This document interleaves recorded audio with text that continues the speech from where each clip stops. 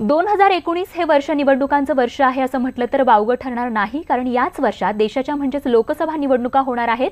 लोकसभा निवडणुकांची घोषणा मार्चच्या पहिल्या आठवड्यात होण्याची शक्यता वर्तवली जाते, कारण केंद्रीय निवडणूक आयोगाने देशातील सगळ्या राज्यांच्या निवडणूक आयोगांना फेब्रुवारी अखेरपर्यंत तयारी करण्याचे आदेश दिल्याची माहिती समोर आली आहे। आगामी लोकसभा निवडणुकांच्या पार्श्वभूमीवर निवडणूक आयोगाकडून तयारी या ठिकाणी जय्यत तयारी केली जाते। तर सध्याच्या लोकसभेचा कार्यकाळ हा 3 जूनला संपतोय आणि त्याचमुळे मार्चच्या पहिल्या आठवड्यात निवडणुका जाहीर होतील, तर 6 ते 7 टप्प्यांमध्ये या निवडणुका होतील अशी देखील शक्यता वर्तवली जाते। तर या लोकसभा निवडणुकांच्या वेळी पुन्हा एकदा नरेंद्र मोदी विरुद्ध राहुल गांधी अर्थात नमो विरुद्ध रागा अशीच लढाई बघायला मिळणार आहे। त्यामुळे डिसेंबर महिन्यात 5 राज्यांच्या विधानसभा निवडणुकांमध्ये भाजपला एकाही राज्यात सत्ता मिळवता आली नाही, त्यामुळे या निकालामधून धडा घेत भाजपने आता जोरदार तयारी सुरू केली आहे। तर 5 पैकी 3 राज्यांमध्ये काँग्रेसची सत्ता असल्याने काँग्रेसचे कार्यकर्ते देखील आता मोठ्या जोशाने निवडणुकांच्या तयारीला लागलेत। त्यामुळे आता लोकसभा निवडणुकांमध्ये काय होणार, जनता पुन्हा मोदींना कौल देणार की वेगळं चित्र या ठिकाणी बघायला मिळणार हे पाहणं महत्त्वाचं ठरणार आहे। तर एकूणच मार्चमध्ये वाजणाऱ्या लोकसभेच्या बिगुलावरती एकूणच काय या ठिकाणी नियोजन असणार आहे त्याच्याबद्दल एक नजर टाकूया। त्या संदर्भात राज्य निवडणूक आयोगांना फेब्रुवारीपर्यंत तयारीचे आदेश मिळू शकतात। त्याचबरोबर मार्चच्या पहिल्या आठवड्यात निवडणुकीच्या घोषणेची शक्यता वर्तवली जाते। एकूण 6 ते 7 टप्प्यांमध्ये मतदानाची प्रक्रिया पूर्ण होणार आहे। 3 जून 2019ला लोकसभेचा कार्यकाल समाप्त होतोय, त्यामुळे एकूणच 2019चा हा महासंग्राम या ठिकाणी आता सुरू झालाय।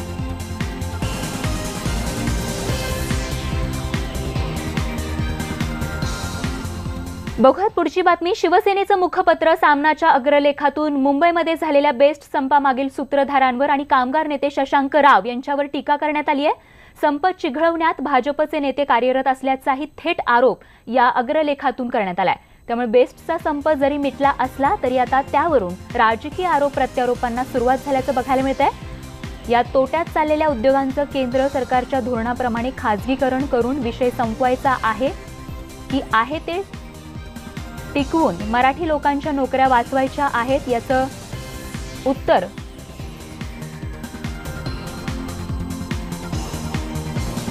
शोधण्यापेक्षा फुकटची रावगिरी करणाऱ्यांनी आणि त्या रावांचे पडद्यामागून सूत्रसंचालन करणाऱ्यांनी याचं उत्तर द्यावं अशी टीका आजच्या सामना या शिवसेनेच्या मुखपत्रातून आपल्याला करण्यात आल्याचं बघायला मिळते। जनता रंक आणि खाक झाली तरी चालेल, पण नेत्यांची रावगिरी चालत राहिली पाहिजे। आम्ही या विचाराचे नव्हतो, ज्यांना बोंबलायचंय त्यांनी खुशाल बोंबलावं अशा शब्दांमध्ये, अशा तिखट शब्दांमध्ये अशा प्रकारे शिवसेनेचं मुखपत्र असलेल्या सामनामधून शशांक राव आणि भाजपवरती टीका करण्यात आली आहे। आणि आता मुंबईकरांसाठी एक महत्त्वाची बातमी आहे। मुंबईकरांच्या आयुष्याचा अविभाज्य भाग असलेल्या लोकल आणि ट्रेनबद्दल आज महत्त्वाच्या घडामोडी घडणार आहेत। आज मुंबई मध्य पश्चिम रेल्वेच्या सुविधांचे रेल्वे मंत्र्यांच्या हस्ते उद्घाटन होत आहे।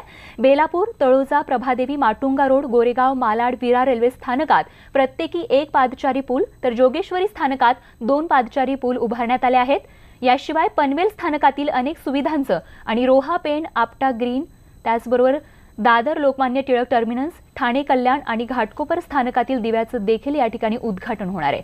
तर मध्य रेल्वे मार्गावरून दिल्लीला जाणाऱ्या राजधानी एक्सप्रेसला आजपासून सुरुवात होणार आहे।